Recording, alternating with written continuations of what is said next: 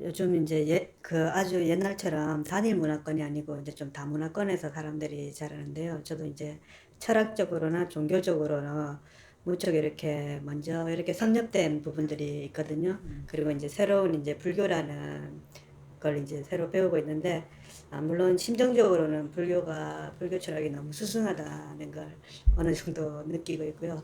근데 기존에 이제 제가 가지고 있던 어떤 종교적인 입장이나 이런 게 어, 불교적 표현하고 상당히 좀 유사한 부분도 많고, 어떤 부분에 있어서는 크게 다르지 않다 이런 느낌도 조금 있습니다. 이것도 그냥 제가 어떤 집착을 놔버리듯이 그냥 이게 신경 쓰지 말고 불교에 초점을 맞출지, 아니면 제가 기존에 가지고 있던 입장은 어차피 먼저 들어와 있으니까 가지고 있고, 이제 비교를 하면서 불교랑 비교해서 내가 이해하면서 우수한 걸 취하고, 뭐 질문이 있으면 질문하든지 이런 식으로 다뤄야 할지, 그런 부분이 조금. 근데 그거는 이제 그 사람이 아직까지는 그런 부분이 완전히 그거를 이제 뭐가 옥석을 가려내거나 이렇게 좀 구분할 수 있는 그런 게 잘 안 되거든요. 또 기존에 가지고 있는 생각의 그 틀이 있으면 그 기준에서 또 불교도에 보게 돼요. 자기 이미 가지고 있는 견해가 이제 그 불교를 이해하는데도 어느 정도 개입을 하는 거예요. 가급적이면 일단은 이제 불교가 뭐라는 거를 그냥 내가 기존에 가지고 있던 생각들을 좀 내려놓고, 그러니까 불교 부처님이 어떻게 말씀하셨는지 여기에 대해서 조금 더 포커스를 맞춰서 하다 보면 자연스럽게 과거에 있었던 것은 비교가 되거든요. 근데 자기가 옛날에 가지고 있던 생각으로 자꾸 이걸 비춰보면은, 예를 들면 이런 거예요. 대승불교나 이제 이런 자아라든가 이런 견해가 이미 있는 사람들이 불교를 보면은 그 관점에서 불교를 해석을 해요. 그러면 경전에 있는 게 또 그렇게 해석이 되기도 해. 그러면 또 그게 불교라고 생각할 수도 있는 거거든. 그래서 처음에는 그 로마에 가면 로마 법을 따르라고 하듯이 그쪽에서 어떻게, 그러니까 부처님께서 어떻게 말씀하셨는가를 먼저 정확히 이해하는 것이 우선돼야 돼요. 그래야 내가 기존에 알았던 이거를 정확히 알고 나면 기존에 내가 알고 있던 것에 어떤 부분이 다르고 어떤 부분이 잘못됐나 이제 이런 것도 이제 알 수가 있고요. 또 어떤 면에서는 이제 불교라고 하는 것이 단순한 사상이나 뭐 그런 어떤 여러 가지 수많은 입장 중에 하나 이렇게 접근을 하면 불교를 이해하기가 약간 어려운 측면이 있어요. 이거는 사실 어떻게 보면 그 굉장히 많은 세월 동안에 좀 검증되어 온 약간 인간이 괴로움을 벗어난 모든 면에서 진리라는 의미는 아니에요, 이게 불교가. 그러니까 괴로움의 소멸에 있어서는 이제 확실한 진리. 부처님이 이제 모든 면에서 진리를 드러내면 이건 완전 학문도 뭐 보통 학문이 아닌 게 되죠. 그게 아니라 이제 중생들이 어떻게 하면 괴로움을 벗어날 수 있는가 하는 그 부분에서는 이제 확실한 어떤 방향성을 제시한 거고, 그래서 가급적이면 그 사람이 기존의 생각을 놓고 보는 게 좋아요. 예를 들자면 내가 이런 거를 하나 예로 들어 드릴게. 부처님 당시에 외도 중에서 출가하는 사람들이 있었어. 다른 이제 외도로 이제 살다가 출가하잖아요. 그러면 4개월인가 이런 견석 기간이 있어.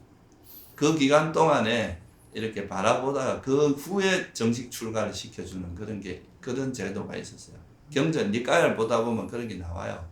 그게 뭐냐 하면 이게 이제 견해라고 하는 게 되게 중요한 사람한테 되게 중요한 영향을 주는데, 이 견해가 이제 이렇게 안 바뀌면은 아무리 이제 불교를 접해도 계속 자기가 가지고 있는 그 견해로 불교를 이해하는 거야. 이게 하나의 필터 같이 돼가지고 이쪽 들어오면 또 자기식으로 이해가 되는 거예요, 이게.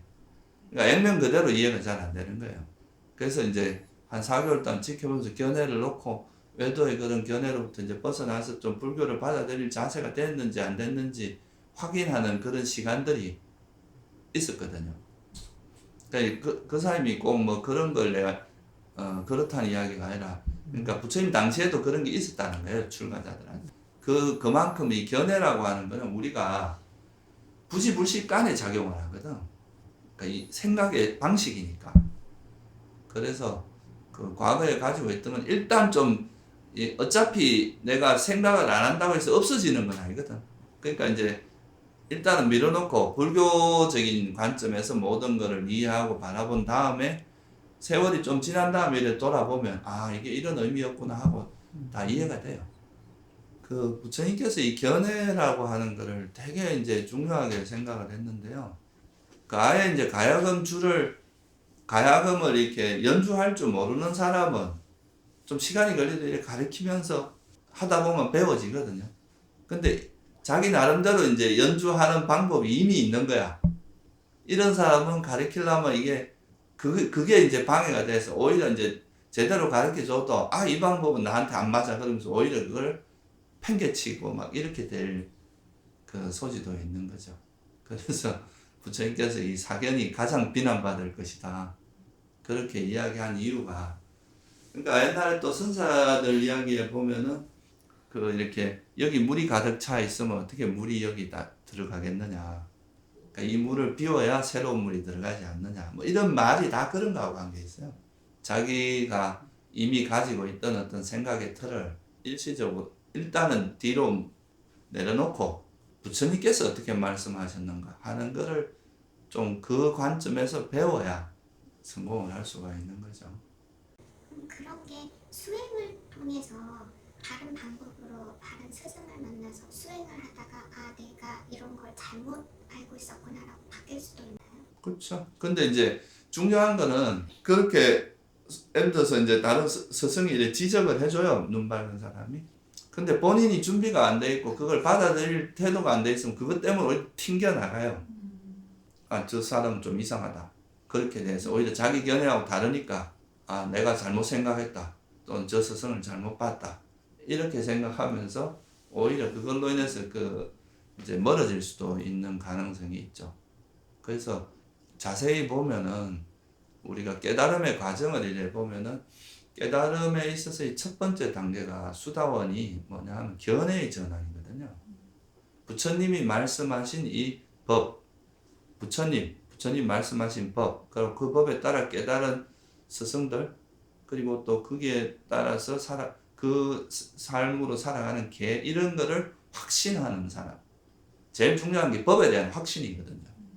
아, 이렇게 가면 내 열반에 이르겠다는 걸 확신하게 되는, 그러면 이제 사견이 벌어지잖아요.